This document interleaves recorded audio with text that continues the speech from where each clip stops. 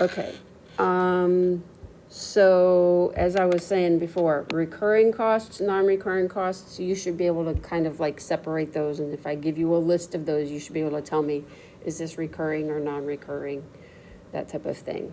Let's look at all of these different closing costs. So earnest money may or may not happen. That's why I have it in parentheses. Attorney fees, only if you hire an attorney. But you are gonna have to pay an origination fee, and that's for all of the paperwork. You have to pay for the title and title insurance. And then there's a transfer tax to transfer that title. And then there's the escrow funds, and we talked about that already before once, where that's money that the bank puts aside for you to help you pay for your property taxes and your insurance. And then there's all of this prepaid interest that you pay. So remember what I was saying, we bought our house, we did the closing in the middle of May, about May 20th. My first mortgage payment was not due until July 1st, but I paid interest from May 20th until July 1st. So that's what the prepaid interest is, okay? All right, comments, thoughts, questions? Just a lot of vocabulary there in general, I think. All right, rule of thumb is that you can expect to pay closing costs that run about, and this has probably changed over the last few years since the market has gone crazy as well too, but in general, you typically think 2 to 7% of the purchase price. All of this is pretty negotiable though, a lot of times. In many instances, that can be higher too, so do make a note, this can be higher. I'm trying to look at some of the notes that I have. Oh, I forgot about backup, rewind. I have a couple of things I wanted to share with you. I'll put this down below. If you are buying a house, one of the things that you may choose to do is to have an appraisal done. So there's an appraisal fee for that, obviously. You also may pay for an inspection, like that's gonna be part of the process, is having a house inspection, and usually the buyers pay for that. So an inspection, and obviously there's a fee for that.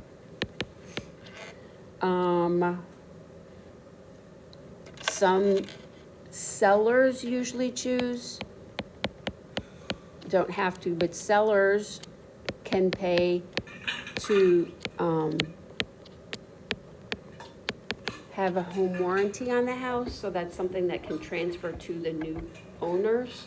So it's a period of time, it's basically insurance for a period of time, so that if something goes kaflooey, right? Actually, I know of someone who this happened to. There was not a home warranty. Closing happens, the new homeowners move into this house. This is a friend of mine who the new homeowners move in, and then within about a month, the air conditioners broke. And they started to try to call the sellers and say, you need to fix the air conditioner. And they were like, wait a minute, we've already sold the house. This is yours, it's your problem now. Home warranty would help with that. What came? That's what's happening to us right now. Is it? They sold the house to us, and then it was a brand new air conditioner. It just keeps going out every couple months. Well, so there should be a warranty that if it's a brand new air conditioner, there should be a warranty on that should have transferred. So is that what you're battling with, is dealing with all of that? And that's no fun either. All right, the other thing that you can do is pay what's referred to as points. And that is money that you pay up front to reduce your interest rate. And so you kind of have to do a cost balance thing of deciding interest rate. A lot of it depends on if you're getting a 15-year mortgage, a 30-year mortgage, that type of thing. You have to kind of do a cost benefit analysis and kind of balance that out to decide, is it worth paying extra money up front so that you get a better interest rate? And a lot of times the answer is yes, but not necessarily. The other thing, just so that you know, I don't know if any of you all have family who are in the military, but if you are dealing with a VA loan, and in some instances, even if you're not if you're not in the military, if you buy a home that had been purchased with a VA loan, then in some instances those benefits can transfer to you. So you need to be aware of that. But if you are doing a VA loan, there are what's referred to as some non-allowable fees. So in other words, the veteran, whether it's the buyer or the seller, doesn't pay the fees, so that means the other party has to pay them. So just some things kind of and I just wrote that right there, that's not good. Oh well, that's okay, we'll scoot that over. All right, so just lots of kind of things to be thinking about when in home ownership and purchasing. It can be fun and it can be exciting, and then it can be pretty darn stressful too. Like when you're dealing with an air conditioner that keeps stopping, or having to boil water. Even just that little bit, it sounds crazy that this boil water alerts, like, just kind of sent us into a tailspin this weekend. So it makes you realize, though, we are very blessed, and we take a lot of things for granted. So anyway, okay, let's take a look at some of the actual math involved here. So Jason's closing on a $430,000 home, made 12% down payment, and is borrowing the rest. What is the approximate range of cost that he might expect to pay at closing? So in other words, we want to figure out an interval.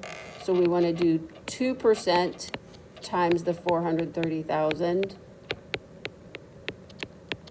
and then the 7% of that 430,000.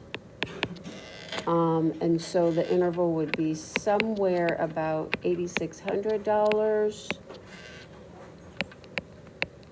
up to about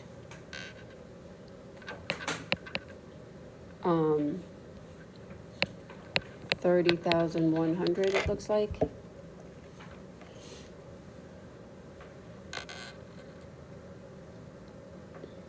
So that's a pretty big range, right? And like I said, a lot of times I get the impression, I have not talked to a realtor lately, but I have a feeling that the closing costs are more than that now.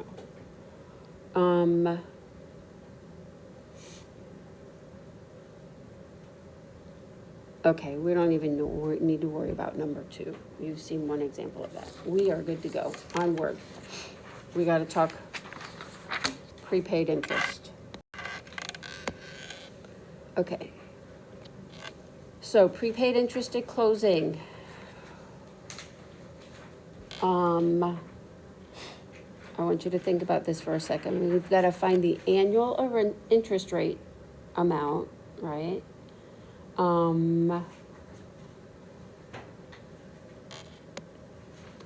So more or less the formula that we are going to use here for this, it says determine the daily interest rate, and then multiply the daily interest rate times the number of days to be paid the remainder of the month. So we're going to talk through how many days there are in each month here in just a second as well. So if we do the principal times the rate, if we divide by the 365, and then we multiply times the number of days. So in other words, okay, I'm writing formulas all over the place. Sorry, I'm getting ahead of myself. Okay, for the daily, we're dividing by the 365. So the annual interest amount means we're doing the principal times the rate, right, as a decimal. For the daily interest amount, we're dividing by the 365 days. So that's this amount, right? We've got to multiply by those number of days. That's what that little reminder is there. So for the remainder of the month. So we have to think about how many days there are in each month, right? So we are taking our mortgage amount that's gonna be considered our principal. Mortgage amount times our annual percentage rate, right? That's the principal times the rate. The thing you have to consider is, the one reminder, is we're not gonna consider it a down payment, because we're not borrowing that. Deduct down payment. All right, sorry, I'm feeling scattered here, because I'm wanting to make sure I get all of my notes in here, all of my little extra notes here in the margin. So annual interest rate, principal times the rate. Determine the daily interest amount, we're gonna divide by 365. Then multiply by the daily interest for the number of days that we have to pay, in other words, the remainder of the month.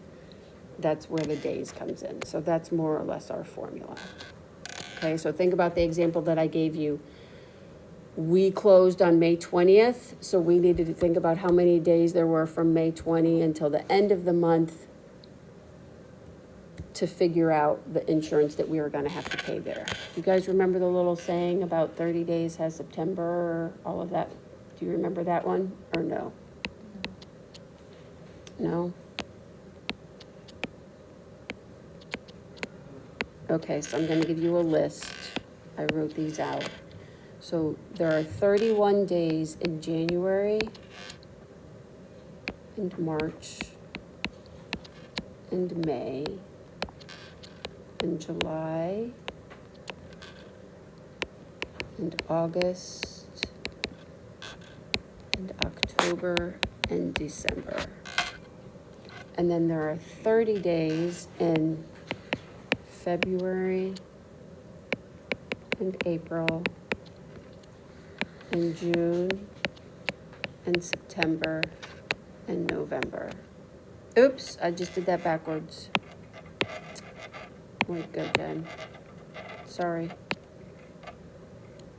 Okay. I said February here too, that's what messed me up. Okay, my 28 or 29 days is February. So my 30 days, come on.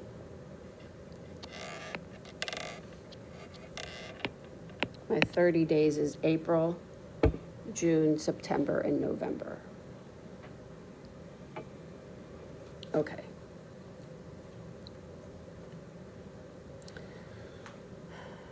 All right, let's look at a couple of examples here of how this works.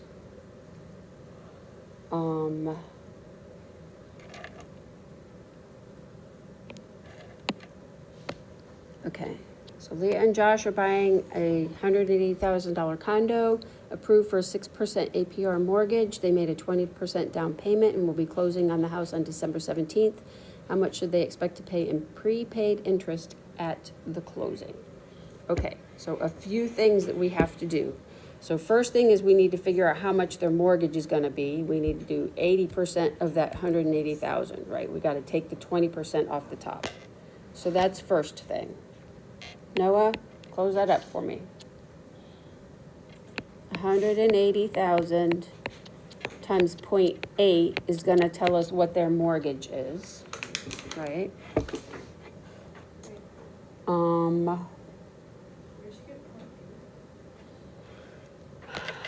80% of what, because they do a 20% down payment, so that means that what they're borrowing is the 80% of that. So guys, what is that? What is that amount? 144,000? Okay. All right. I mean, the other way you could do that is do your 180,000 times 20% and then subtract that. But either way, I think it's easier to do the 0.8 personally. All right. So let's see, where do we need to go from here? How much should they expect to pay in prepaid interest at the closing? Okay. So we want to figure out our interest, which means we're doing 144,000 times 0.06. So that gives us 8640. right? So that's the first one, that's our annual interest amount. And then we want to do the daily interest.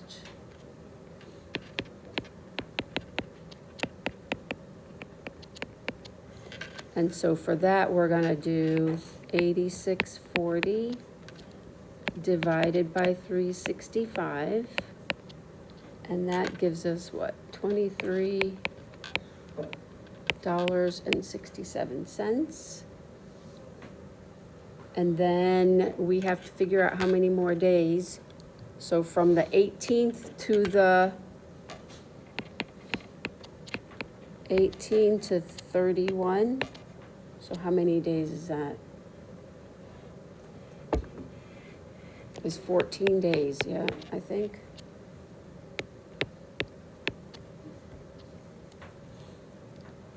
Is that right?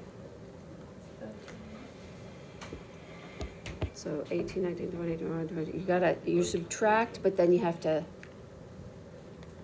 if you're doing 31 minus, depends on how you do your figuring.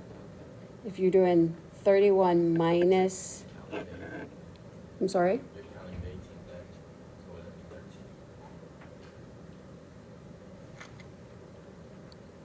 Yeah, it depends on how you're kind of thinking about this. Wait, we'll be closing on the house, so it's the days from there, right? So we're counting 18 through 31, right? Okay. Does that make sense? Okay, so it should be 14 days, I think, right? Okay, so your prepaid interest is gonna be the 2367 times 14 days. And so that is 331. Yeah, I don't, my numbers are a little bit off there, probably 39. With the way I did my figuring, I would have to go back and check that. Someone do the math for me.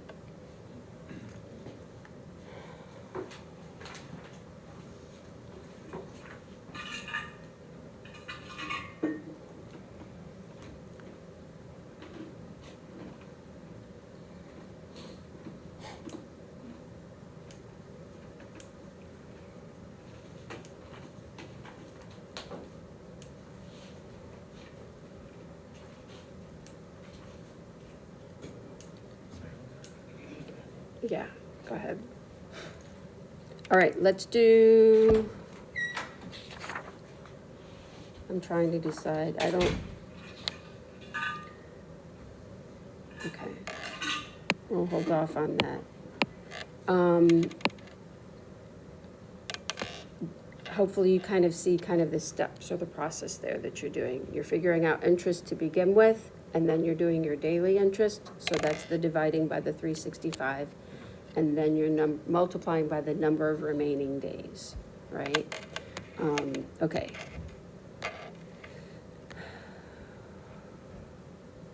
All right.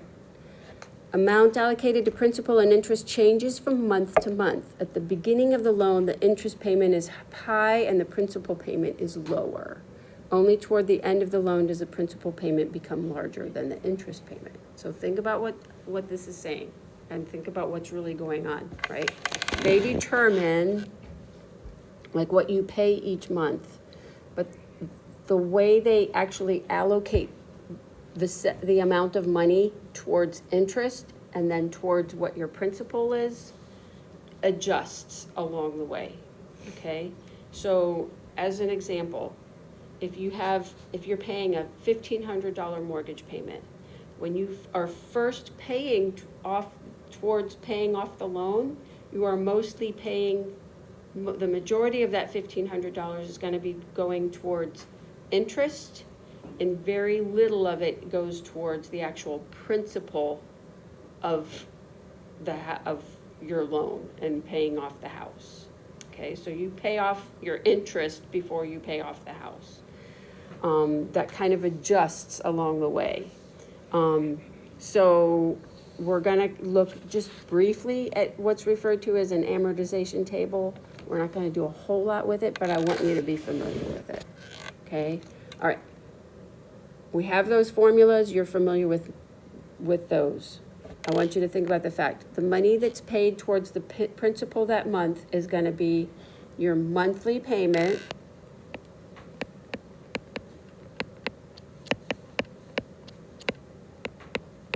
minus whatever you're gonna have to pay for interest, monthly interest. And like I said, they're getting their money first is what happens. So I'm gonna refer to this as M or MP, and this is your I, right? And we know that,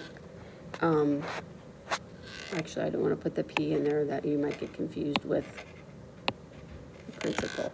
So let me just call this M. RJ, can you get that? So your monthly payment is your principal plus your interest. You guys know that already. So to figure out what that principal is, we're gonna take what that monthly payment is. We're getting rid of that interest, right? The next month's principal is your principal before.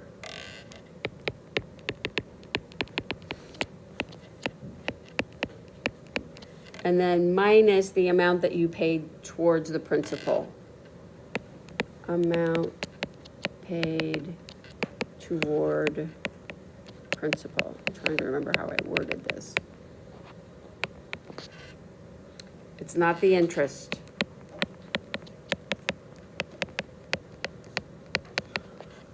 Right? So you have to kind of keep the two of those separate, is what's going on here. All right, all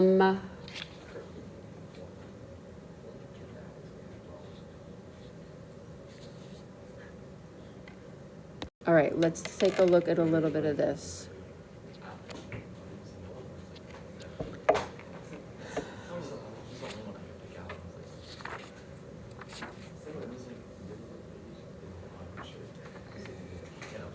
Okay, so it says Don has been approved for a $325,000 15-year loan, 3.4% APR. How much will he pay in interest the first month? So we're gonna use that interest formula there that we had, the monthly interest formula. I kind of glazed over that, I didn't even really mention it. But it's saying we're gonna do principal times the rate all over 12. And that's gonna be your interest that you pay the first month. So in this case, you're doing 325,000 times 0.034 all over 12. So the interest that is paid is $920.83. Okay.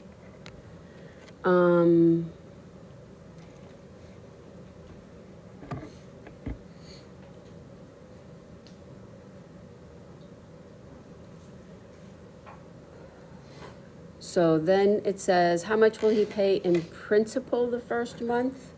So if you notice, what we're gonna have to do is we would figure out our monthly payment, right? We use that big formula. If we do that, then we get 2307.44. And so then to actually figure out how much is paid in principal, we would subtract those two amounts. Okay, so I'm not writing out that whole formula there. You know what that big obnoxious formula is that we're doing. Yep. Where does the 2307? We're not going through the process of actually plugging in, but this is that okay. big obnoxious monthly payment formula, right? Oh, got it. So we're getting our monthly payment first. So that's the total that we are paying, but then remember that's principal and interest in there. So then we have to take that 2307 and we're subtracting, because we just decided $920.83 of that is just interest. So this is the total amount minus the interest, and so this is what's gonna get paid towards the principal. Riley, does that make sense? Yeah. Okay. So we pay how much? $1386.61 in principal. So $920 goes towards interest, $1,300 goes towards, the principal. That's more than I would have thought. And then, when it says, what will his principal be next month? That means we're taking our $325,000 and we're deducting this 1,386.61 to get our new amount. And then that process starts all over again that we just did, where we're doing all of that figuring for the next one. So guys, that's what spreadsheets are for, and that's what's referred to as this amortization table. So it lists for you, like, it's basically a good spreadsheet to help you see, okay, here's what your beginning balance is, here's what your monthly payment is, this is what you're paying towards interest, this is what you pay towards the principal, and so on. So this is what spreadsheets are for. It's nice. I want you to kind of see an example of how this works. We're not gonna do a whole lot with it, but I want you to see how this works a little bit, okay? All right, so it's a listing of unpaid principal. And then the monthly payment and the amount allocated that you're paying down on the principal. And the amount that's gonna be allocated towards your interest. Okay, so let's kind of work through this a little bit so you can kind of see this process. Like I said, we're gonna kind of go through this. I want you to be familiar with this. We're not gonna spend a whole lot of time on it though. Home is purchased for $250,000, down payment of 16% is made, and a loan at 4%. For 15 years. Okay, so if you do your, I'm gonna label these columns because we're gonna talk about each of these columns. I think it's gonna be easier so you know what I'm looking at. Okay, if we do 250,000 and we deduct that 16% for the down payment, right? So if we do 250,000 times 0.84, then we see that our beginning balance is $210,000. Okay? If you go through the process of figuring out your monthly payment, right? That's your formula. I'm gonna put a little note in here, formula. Right? That's the big obnoxious formula. We also have that formula now with the interest that we just did up here. The interest is principal times the rate divided by 12. That's a formula also, right? So if you use those formulas, you find, in this particular example, that the monthly payment would be $1,553.34. Now guys, that's gonna stay consistent throughout. Okay, for this particular example, if you figure out using your formula, what the money would be towards your interest, it's $700. And then to figure out what it would be towards your principal, then you're doing, I'm gonna make a note here, this is column 3 minus column 4.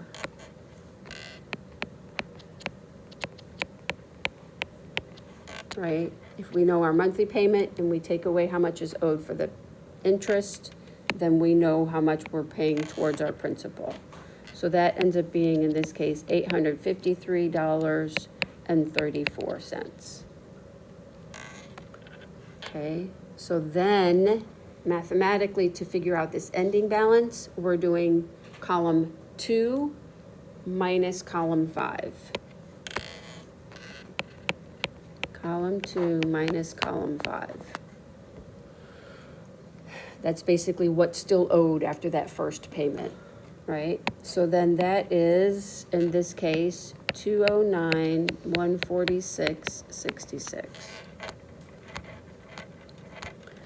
Guys, that moves down to your next 209. 146.66. That monthly payment's still gonna be the same. When you figure out and do the math towards how much is towards the interest, that number does change. So notice, in this case, it would be $697.16. You go through that same process again. You're subtracting that 1553 minus that. So hang in there, we're almost done. But I do want you to kind of see this process a little bit in terms of how this goes. So 208, 290.48. Right, and then that's your next beginning balance. So 208, 290.48. Monthly payment stays the same. The amount that you would pay towards interest in this case is $694.30. If you subtract those two columns, you find that you're paying this much towards your principal. And so then you do your subtraction there and you can get your, and so on.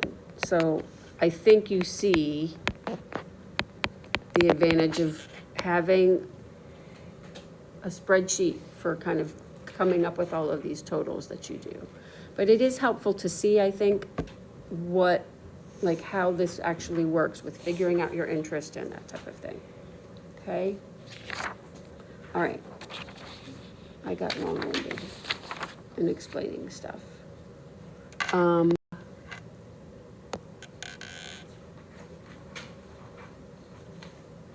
One last little bit here.